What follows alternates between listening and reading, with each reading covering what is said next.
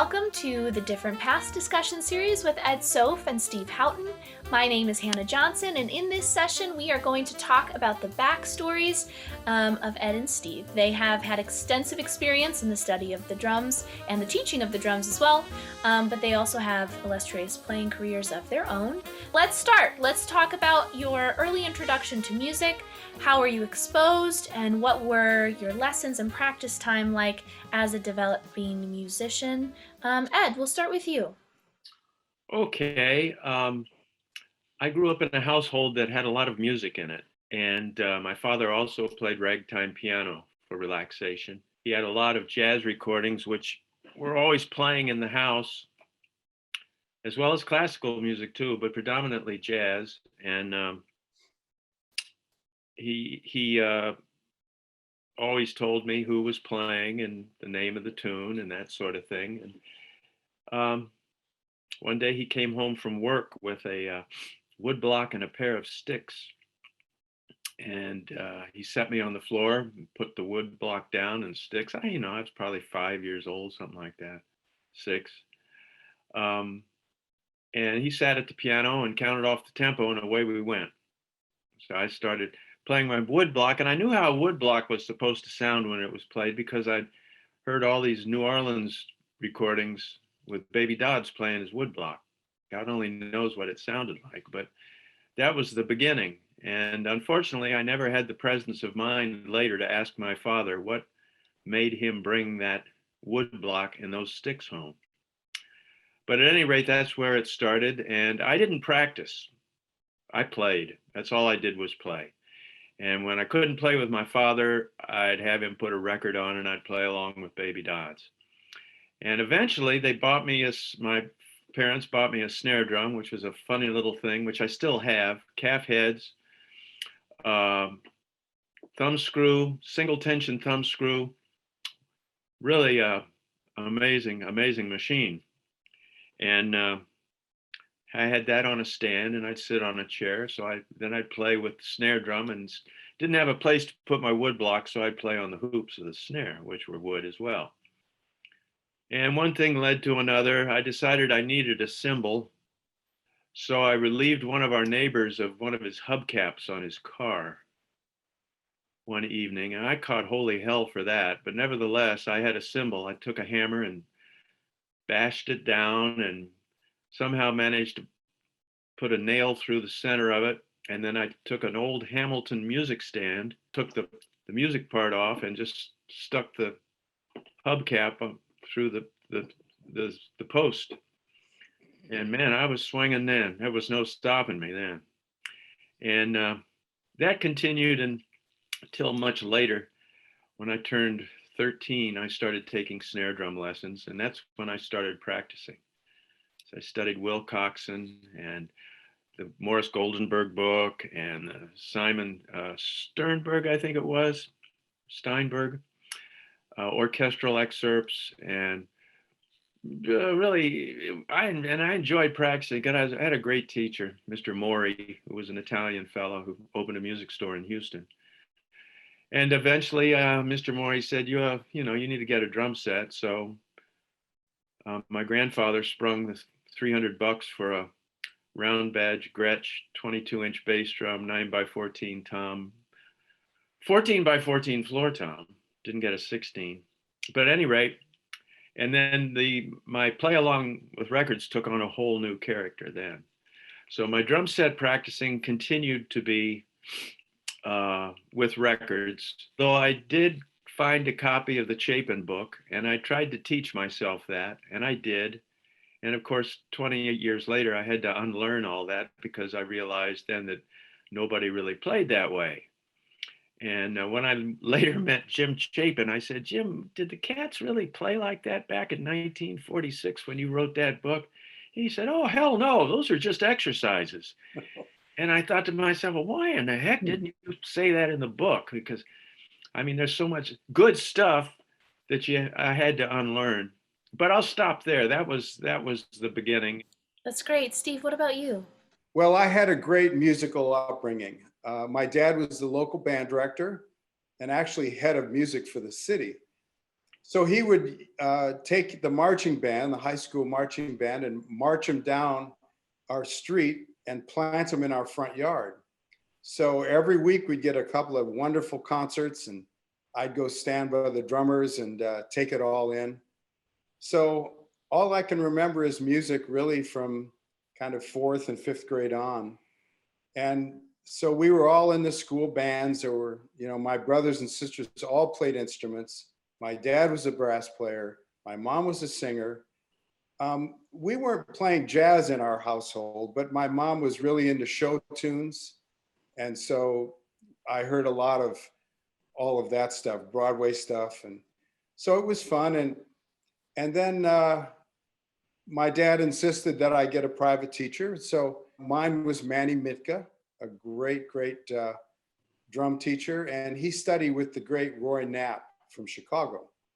So Manny stressed fundamentals, snare drum, mallets. He really hit us on reading. We sight read every lesson. We had to prepare sight reading and prepare things all, from the get-go. So finally, in about ninth grade, I was allowed to get a drum set and play in the junior high school jazz band. I got a Ludwig downbeat, Pink Champagne. I love that kit. Pink Champagne's coming back, by the way, but played in our little jazz band. And then in high school, it just carried on. We had good programs. Everybody was in contests and jazz band contests and going to jazz band festivals. And I was lucky enough in high school to go to a summer camp, a jazz summer camp. And my teacher was none other than Mr. Soph. So I had some nice experiences that really kind of got me ready for the next stage. That's great. So when you were younger, did you have opportunities to play with older, more experienced musicians? And what value did you find in those experiences? And what are some things that you learned? Well, for me, that really didn't happen to me in junior high school, that whole time period. Even in college, I mean, that's a whole different thing. But the people that I started really learning from it was the people at the first part of my career after college. One that stands out was this great piano player, Ed knows him, Fred Crane. And Fred Crane was in Dallas, and the rumor is that he was Bill Evans' favorite piano player, but he was a great piano player. So I played in a trio with Fred Crane and Mark Johnson. And we did our Bill Evans thing, but it was Fred Crane. So I learned so much from Fred, and we played with a lot of singers. So that was my first experience playing with, learning the Great American Songbook and all that. And then again, the early part of my career, when I was lucky to get with Woody or Freddie, or Gary Burton was in the kind of the beginning too. Well, I certainly wasn't the best guy. So, but this wasn't being mentored before I hit the groups. This was kind of trial by fire in the groups. So that's another way to go. And it certainly keeps you on your toes. So I definitely was in over my head, but it worked out well. Yeah, Ed, what about you? Did you have opportunities to play with more experienced musicians when you were younger, Yeah, developing your craft? yeah, I did. I was very fortunate. When I was, I think, 15, I met a drummer in Houston named Dave Barry, and he was one of the regular jazz cats in town, really fine drummer. And he had gone to North Texas uh, a couple of generations before me, although I hadn't gone there yet, but he had gone through that program. But at any rate, he invited me to come to a Sunday afternoon jam session that he played at a club in Houston. And I couldn't drive, so my dad took me. And we sat there and listened. And after the first set, Dave came over and said, "Hey, Eddie, would you like to sit in?" And my experience on drum set up to this point had been playing with records and playing with some fellow musicians who were in the same youth orchestra, the youth symphony I was in, the All City Symphony Orchestra, a trumpet player and a bass player and a pianist and myself. And we were doing experimental music, like trying to play Take Five. But at any rate, that was the extent of my playing, either with recordings or with my colleagues in the orchestra.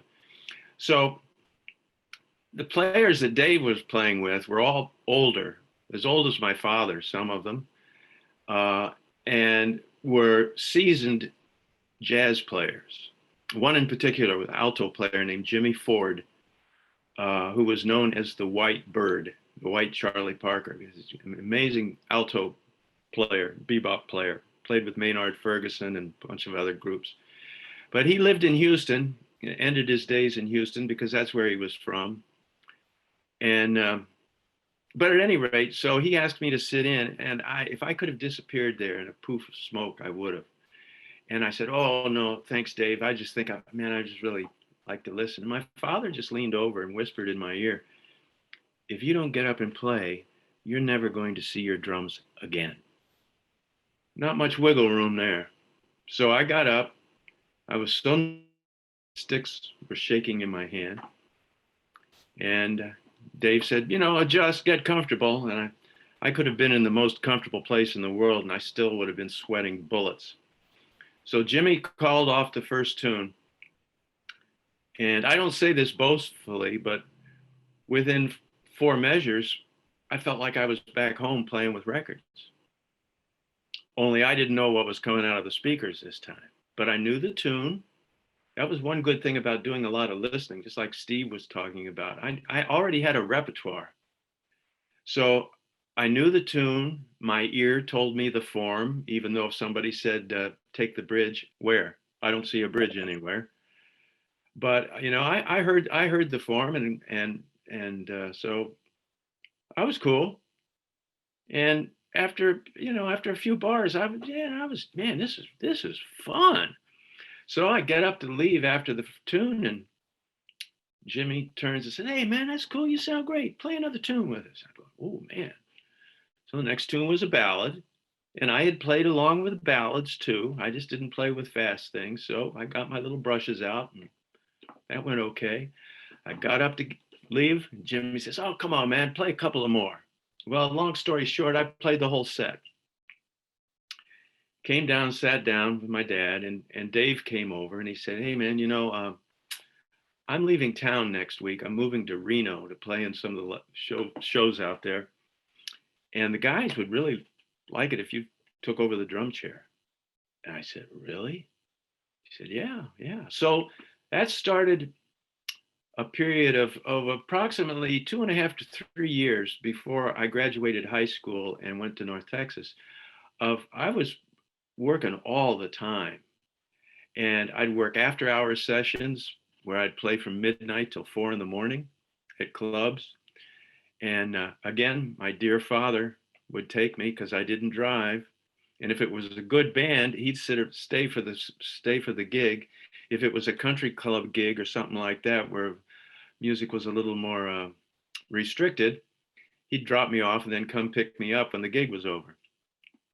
But I even got my union card. I mean, I was dealing some serious business. And these guys were great because they would tell me, "Man, you are way too loud." Or, you're really pushing the tempo on that. Let's see if we can, keep it where it needs to be. I mean, it was a total mentoring by people who were just incredibly supportive. And it was the most important part of my education to have that, because when I did get to North Texas, that playing experience and what I learned from it was invaluable. I was no longer a beginner. At least, let's put it this way. I was no longer a beginner. I was maybe an intermediate beginner, because we never get out of the beginner framework. We might get advanced at it, but we're still beginners. But that was a that was my education on the drum set right there. And learned, I learned, period. That's all I can say. Yeah. Yeah. So you mentioned North Texas. So you both played in the 1 o'clock band, lab band at North Texas. Why was that important, and how did it shape your playing and then further your careers? Steve. Well, I had heard the North Texas band, and they're pretty incredible. The first one I heard was on recording, I think it was 1968. Ed can correct me, but it was the tune Codify. Yeah, that was 68. Yeah, Marine. Yeah. yeah. So I said, oh my gosh, got to go there. So I went down there, and also there was an ulterior motive. I knew that Woody Herman was kind of grabbing a lot of players from just a couple of schools, but North Texas being one. So I made my way from Wisconsin, where I did a year of college, down to North Texas. And it was really great. I mean, the band was great. I learned a ton, probably the best band I'll ever play with. Um, but what really happened was, as with a lot of schools, it creates this community of players. So going there, I hit it at a good time. Ed's time was very rich too, but mine in 74, 75, the biggest was Lyle Mays. We went down there together because he's a cheesehead too. He's from Wasaki, Wisconsin. So he went down there and I went down there. But at our time, Mark Johnson was there. Another great bass player, Dennis Irwin, was there. Lou Fisher, Pat Coyle, lots of great players.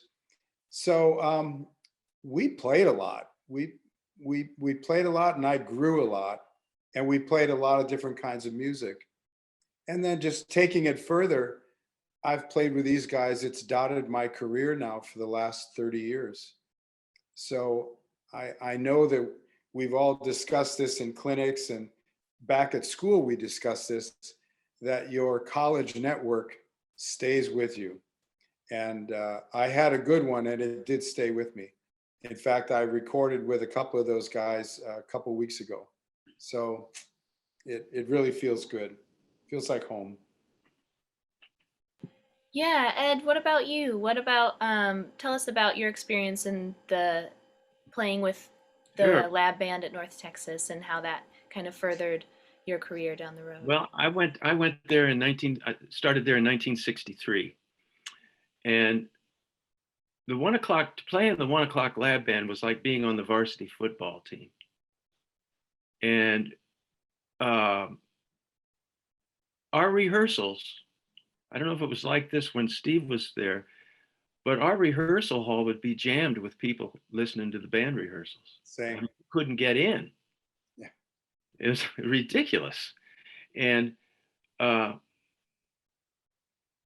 1 o'clock band was undoubtedly the best college big band in the country at that time. There were other programs, and fortunately, North Texas served as the role model for so many other programs, and you couldn't have had a better role model, because this was largely due to the teaching of Leon Breeden, who led the band when I was there, and led it when Steve was there too. And Mr. Breeden had a way of giving us full reign. It was an interesting band because there were some older guys in it who had already been on the road and who had come back. So there's sort of a mentoring process still going on within the band with some of the older players, and everybody's older when you're a freshman, so that's how that works.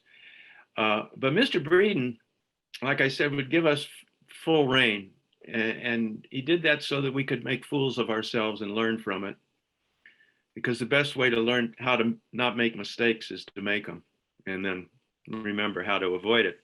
If I can tell one story, the band was that we were all notoriously good readers. I mean, we could read anything. And, people think, oh, odd meters are the new thing now. We were playing odd meters back in 1963 and 64, thanks to guys like Don Ellis, his big band. So nothing new under the sun, unfortunately, but we could play all odd meters. We could play so damn fast that it would make your head spin, and loud, soft. We really thought we were something else. Well, Joe Williams was in Dallas doing a club date. In fact, Steve, Freddie Crane was playing with him. It was Freddie and John Monahan and myself. John Monahan was a great bass player. Yep. So at any rate, Mr. Breeden got in touch with Joe and said, would you like to come up to the school just to hang? And so Joe came up, and he brought with him a bunch of Thad and Mel charts that he had just recorded on solid state. Here we go. Yeah. And he came up and said hi, very personable man. He said, we played a couple of tunes for him. He said, yeah, man, you cats sound great. He said, you want to play a blues? And we're going, oh, man, blues. Sure, man. Yeah. And you could see the guys going, geez, this guy wants us to play a blues? Come on. So we pass out the music, and it's a blues that was recorded on one of them that had been recorded with Thad Mill. And I passed out the charts, stood in front of the band, Mr. Breeden standing over in the corner, as he always did, with his arms folded and his head sort of down. And Joe says, okay, everybody ready? I said, yeah, man, we're ready. And he goes, here we go. 1, 2, 3, 4, crash. We didn't get through the first 4 bars. And we looked over at Mr. Breeden, and he was over there, and all you could see were his shoulders going up and down. He was laughing so hard. So, yeah, Leon knew that we had to be brought down a notch or two, that everything wasn't fast, everything wasn't in your face, get out of the way. And that's a lesson I'll always remember and always pass on to my students, that, you know, you got to be ready for anything.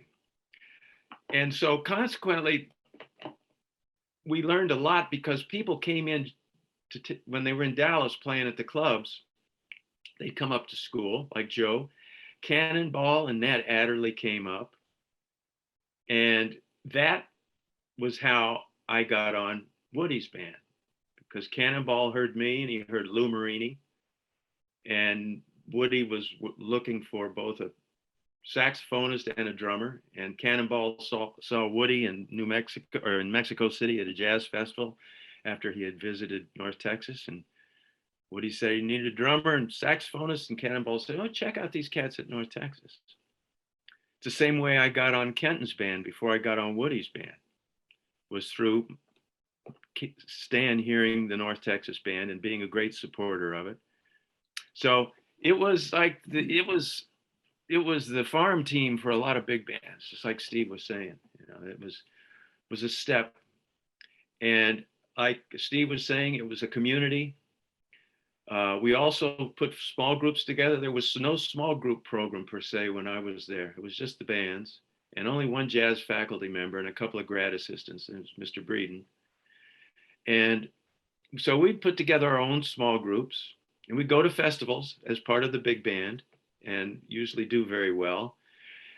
We would spend weekends getting together at somebody's apartment or house and listening to records and talking about why those people on the record sounded so good and why we sound so bad. So it was really a matter of self-teaching in a lot of ways, as it is anywhere, really. But the community was very tight. Some great players, Mike Lawrence, a great player who went on to play with Joe Henderson, who unfortunately died way too young. Bill Stapleton. Oh man, there's so many great players. Jerry Chamberlain, great trombone player. Tom Senf. All wonderful players. And some of those relationships remain today. Many of them don't, because guys have gotten older and passed on. But the North Texas experience, from a musical standpoint, filled the bill when it came to knowing what to do and how to do it. But the next step was going on the road to the graduate school and dealing with situations that the utopian atmosphere of a university cannot give you. So, but North Texas prepared you as pretty much prepared you for the real world musically. Yeah.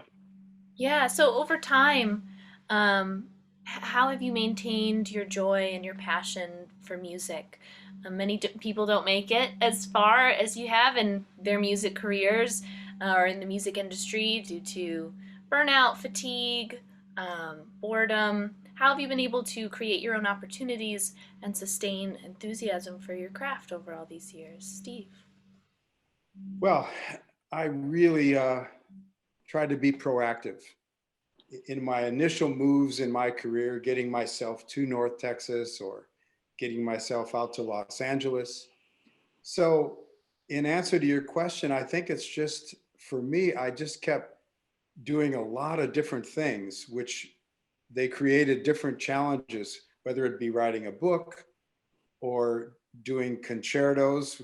You know, I had some concertos that I did with wind ensembles or studio work. I mean, all of these things, they really kept you on your toes. You couldn't be slogging it, you know. But I think it's the variety kept me alive and inspired. And then just seeking out and creating situations. Um, this whole concerto thing, it didn't fall in my lap. I created it. And studio work doesn't fall in your lap. You have to, you know, work to get it. And once you're doing those things, you got to work to keep it. So there's all of that going on. And then, of course, the last part of my current chapter was my IU experience. And um, that was very inspiring and challenging to go to Indiana from Los Angeles and start a jazz studio, you know, you see the big boys like North Texas and Eastman and Berkeley. And so we're Indiana, but they didn't really have a jazz drum program when I got there. So all of these things, it definitely kept me inspired, kept me on point, and I did not get bored. But I didn't just do club work or wait for somebody to call me for a gig. I had to create my interest, and I'll still do that till I kind of hang it up. Yeah, Ed, what about you? Well, some people like to play golf because they enjoy it. Some people like to fish. I like to play drums. And it's that simple. I enjoy it. And I enjoy the people I get to do it with. Uh, so it's really it's that simple. And um, I don't know what else to say other than it's that basic for me. I mean, it's just the pleasure principle, I guess. And as far as my career, I was incredibly lucky. A lot of things fell in my lap. And basically, I was not very good for a long time at, at relying on my own initiatives. I would wait for the phone to ring instead of me making the calls. And my wife one day uh, came up to me after I'd been on a phone call at the house. This is when I lived back east. And she said, what was that about? And I said, oh, it was a fellow calling me for a clinic. And, oh, yeah, great. And she said, well, what's your fee for that now? And I said, $250.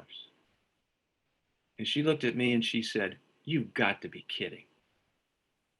All the years you've put in studying this instrument, all the time you've spent learning to get good at it, and you're charging $250 for a clinic? And I said, well, yeah, I don't want to miss the chance. And she just said, you gotta be kidding. She says, the next phone call that comes, you tell them you want $500. And I did.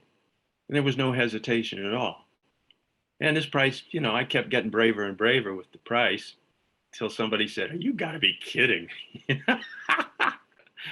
But I realized I was shy about that sort of thing. I really was. And it took me a long time to get over that. People thought I was conceited and stuck up because I never said anything on gigs because I was afraid to. Especially playing with some of the cats I played with. They say, Ed, some people who were nice enough to say, Ed, so-and-so thinks that you don't like them. I said, why? Well, you never say anything.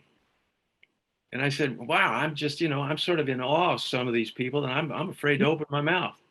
So then lesson learned. Hey, man, how you doing? That sounded great. Sure fun to play with you. So I had more psychological barriers than playing barriers, and a lot of people do. And it's something that I was very, very valuable in imparting to my students so that they didn't fall into the same trap as I did. So basically, I'm relatively good at what I do, and it gives people pleasure. And people, some like to play with me. So it's a no-brainer. I'm certainly not going to go out and tell people I'm a plumber and try to fix their plumbing. You know what I mean? It's what I do. And it was all set with that wood block on the floor way back in Tulsa, Oklahoma in the dark ages. And it just went from there. It was a journey that was meant to be. And fortunately, I had people along the way who encouraged me.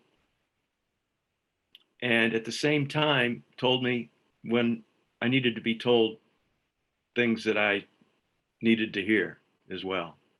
So my passion for the music and for playing drums is restored every day. All I have to do is go out and put a recording on of Bernard Purdy or Elvin or Billy Higgins or Baby Dodds, and I am re-inspired because every time I listen to that stuff, that great music, some of which I've been listening to since I was 5 years old, it's not stale, it's not old, because these things on the side of my head hear things as a 76-year-old person that a 5-year-old person didn't hear, or a 15-year-old, or a 30-year-old, or a 50-year-old.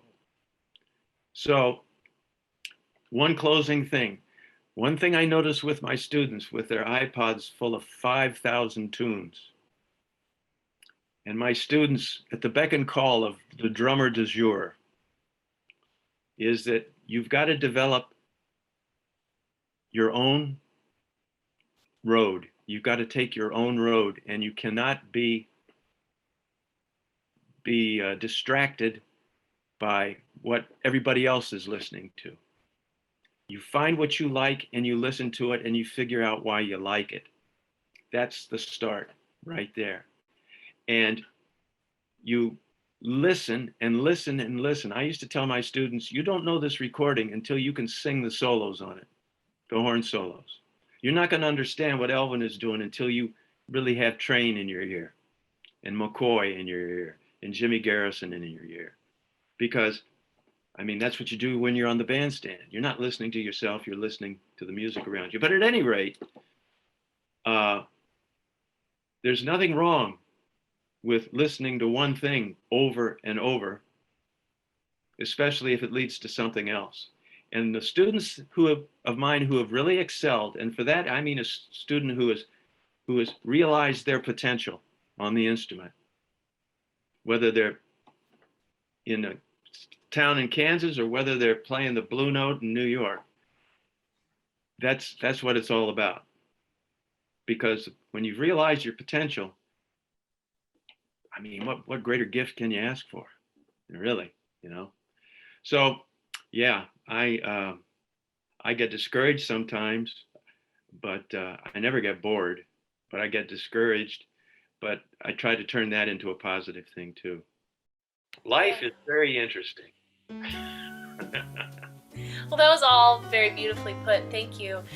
Thank you, Ed and Steve, for your time and your expertise and sharing your wealth of knowledge and experience. The next session will be run by Tanner Gus, and he is going to discuss the many influences that you have both had over your careers. So thanks, everyone. Thank you. Thanks, Hannah. Hannah.